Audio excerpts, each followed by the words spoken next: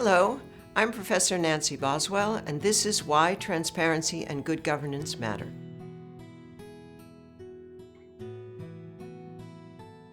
In this lesson, we will define transparency and good governance and what it means when they're missing in the public and private sectors.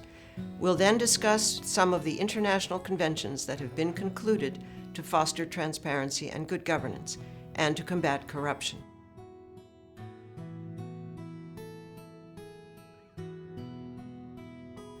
Transparency and good governance are widely considered fundamental to the proper management of public affairs, natural resources and property, to fair business competition, to alleviating poverty and spurring economic growth, and to maintaining trust in government. But what are transparency and good governance? Transparency is characterized by timely public access to information affecting the public welfare. For example, the public needs to know about and have an opportunity to comment on proposed laws and regulations, the backgrounds of those elected or appointed to serve them, and the disposition of state assets and revenues. Transparency is also characterized by a political climate in which citizens and the media are free from harassment or other impediments to hold their government accountable for acting in the public interest. In fact, despite widespread internet and social media, too many governments still constrain access to information and interfere with civil society and the media playing a meaningful oversight role. Good governance respects the rule of law and recognizes that public office is a trust to be exercised in the public interest and not for personal or political gain. These principles of transparency and good governance are agreed global norms, applicable to the public sector and to the private sector, to legal, accounting, banking, media, and other professions, and to the NGO sector.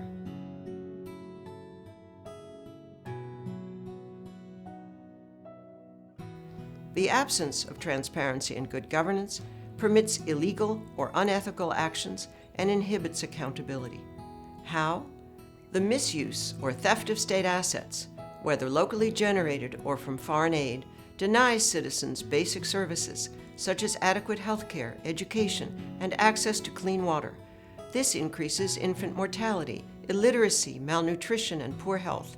It decreases investment and economic opportunity and perpetuates poverty. The problem is often most acute in countries rich in natural resources. Bribes distort decision-making in favor of the most corrupt rather than those offering the best product at the best price.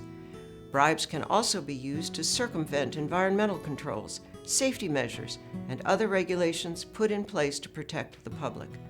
The result is unnecessary or substandard and even dangerous outcomes for the public, such as inferior infrastructure and building construction, and tainted food and medicine.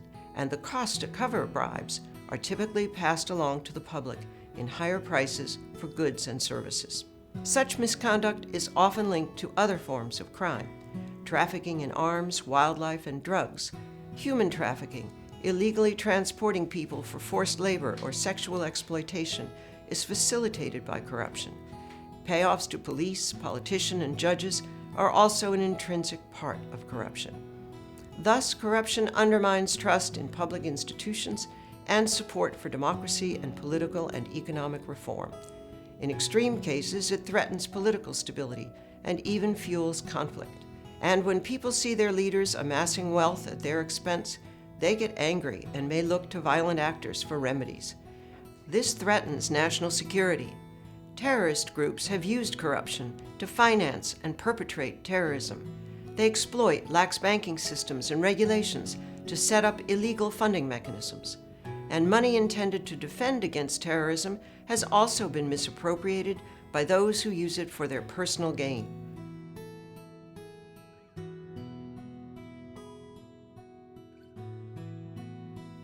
Corruption is often viewed as an inevitable fact of daily life to be tolerated, but growing recognition of the damage caused by corruption has led to a global consensus on the need and the standards for transparency and good governance. These standards are codified in several legally binding multilateral agreements. The two most important are the Convention on Bribery of Foreign Public Officials, concluded by members of the Organization for Economic Cooperation and Development, or OECD Convention, and the United Nations Convention Against Corruption, or UNCAC. The OECD Convention was the first and remains the only convention focused solely on those who pay bribes to foreign public officials in international business. It underscores the essential role the private sector must play in addressing corruption. Parties to the convention, including most of the world's major exporting nations, have made it a criminal offense to intentionally offer or pay bribes, directly or indirectly through third parties, to foreign public officials, for that official to act or refrain from acting so as to obtain or retain business or for other improper advantage in international business. Both individuals and companies may be prosecuted, and sanctions are required to be effective, proportionate, and dissuasive. The growing likelihood of exposure and prosecution and the consequent negative public reaction has led many large companies to adopt or upgrade ethics and compliance programs. It has also led them to demand that smaller companies in their supply chains, as well as their intermediaries, also adopt measures to prevent and detect bribery. Of course, bribery is a two-sided transaction, and simply addressing those who offer or pay bribes cannot alone solve the problem. Since the mid-1990s, several regional anti-corruption conventions have been adopted, addressing those who pay bribes as well as public officials who demand bribes or engage in other forms of corruption. The adoption of the Inter-American, African, and Council of Europe anti-corruption conventions culminated in the adoption and entry into force of the UNCAC in December 2005. The UNCAC includes preventive measures for the public and private sectors, diverse criminal provisions, including on solicitation, bribery, embezzlement, and money laundering, and stolen asset recovery provisions. Given the prevalence of solicitation and bribery in the context of government contracting, customs, taxes, and inspections, and the theft of state assets, this legal framework is of the utmost importance. Today, over 180 countries are parties to the UNCAC, representing a global consensus and a global commitment to implement transparency and good governance measures. This reflects a sea change in the attitude toward corruption and the growing global support for transparency and good governance.